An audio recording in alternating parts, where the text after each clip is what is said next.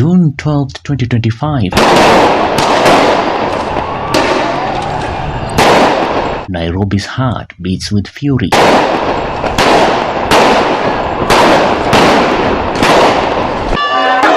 want justice! We want justice!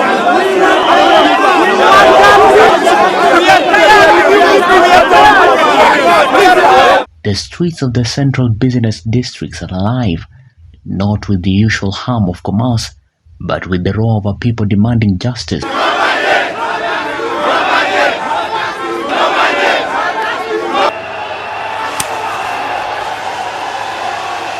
A young teacher and blogger, Albert Ojwang, lies dead. His life snuffed out in a police cell under suspicious circumstances. The spark: a social media post accusing Deputy Inspector General Eliud Lagat of corruption.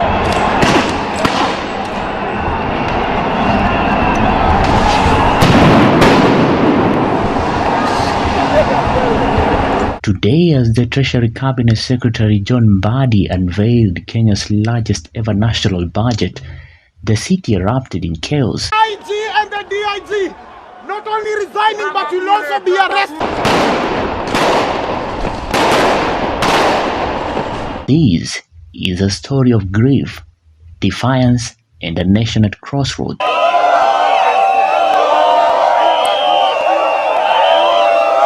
Albert Ojwang was a 31-year-old teacher and digital activist from Homa Bay. Known for his fearless post on X, he called out corruption and injustice.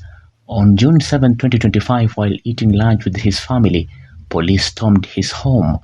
The charge: a complaint from Deputy Inspector General Police Lagat, who claimed Ojwang's post, quote-unquote, tarnished his name. Albert was driven kilometers to Nairobi's Central Police Station. His family waited for his court appearance, but it never came. On June 8, Albert was found dead in his cell. The police claimed he took his own life, banging his head against a wall. But a post-mortem told a different story. Severe head trauma, neck compression, and bruises consistent with a violent assault. Kenyans weren't buying the official narrative. Hashtags like Justice for Ojwang and Lagat Must Go began trending. The streets were ready to explode.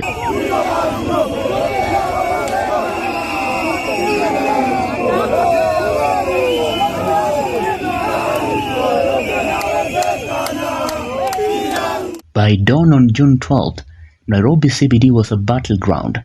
Hundreds of youths, joined by civil society activists, poured into the streets. They marched from City Hall to Moi Avenue, past the National Archives, and towards Parliament. Their demands were clear: justice for Albert Ojwang and the resignation of Eliud Lagat. They stated, as I quote, "Lagat must go." Their voices echoing through the concrete jungle. Police responded with teargas and batons, pushing protesters back from Harambee Avenue, where they aimed to disrupt the budget reading near Aga Khan Walk. Tensions boiled over as two vehicles were set ablaze and businesses shuttered in fear. The unrest wasn't just about Albert.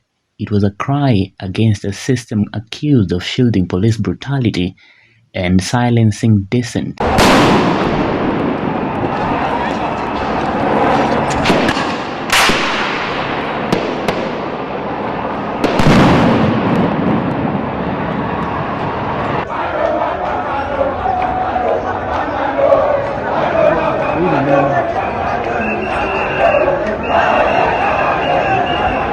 As the protest grew, the Independent Policing Oversight Authority promised a probe, and senior officers at the Central Police Station were suspended. But for the demonstrators, it wasn't enough. They wanted Lagat gone and accountability for police force they saw as untouchable.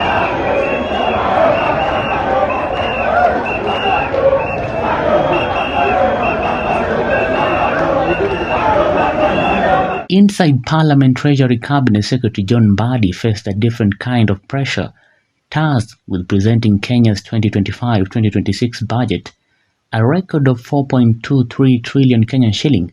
He aimed to balance a crippling national budget, soaring living costs, and public expectations.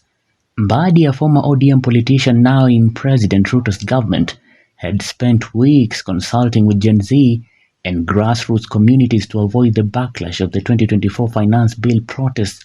He promised jobs, better healthcare, and education funding, but outside, the chance of no justice, no budget drowned out his optimism. For many protesters, Mbadi's budget was irrelevant without justice for Albert. As Mbadi spoke, the streets told a different story. The protests weren't just about Albert Ojwang. They were about a generation fed up with corruption, police violence, and broken promises. On the domestic front, the economy has remained resilient, as I stated earlier, recording an average growth rate of 5.2% for the years 2023 and 2024.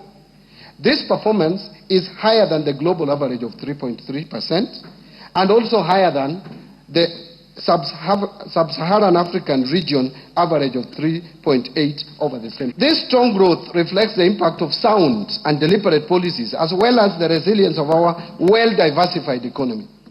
These factors have enabled us to withstand significant domestic and external shocks while maintaining a steady path of progress. And by the way, Mr. Speaker, you know Kenya is not a small economy. We are number 6 in Africa. And we have jumped over Ethiopia. So you can't have a 3-pager statement for an economy as big as Kenya. Gone without apology. At the National Assembly, the National Police Service was under intense scrutiny. Inspector General Douglas Kanja and DCI boss Mohammed Amin faced questions before the National Assembly's Departmental Committee on Administration and Internal Security. Kanja defended the police actions, promising cooperation with the Independent Policing Oversight Authority's investigation into Ojwang's death. In line with our commitment to accountability and transparency, the service pledges full cooperation and support to the Independent Policing Oversight Authority, that is IPOA, as they undertake a thorough and independent investigation into the matter.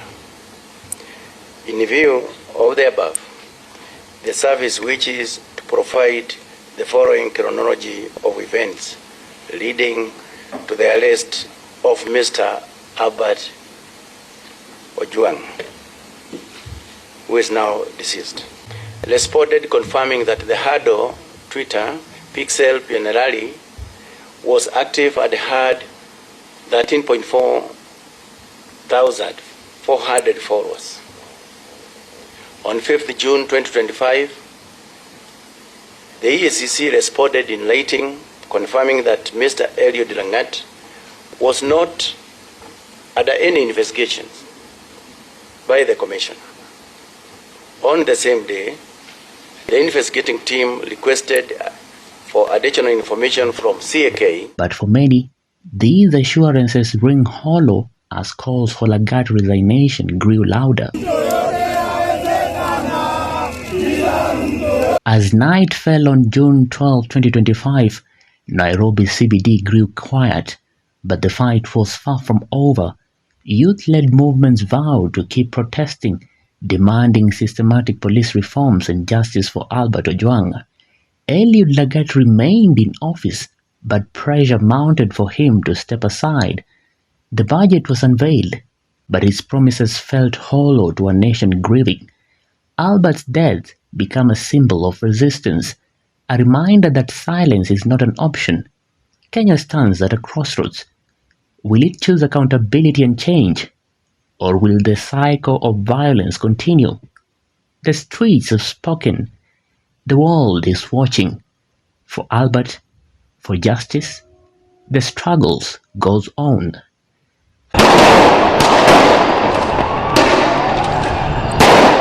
For Maisha TV, I'm William Juma.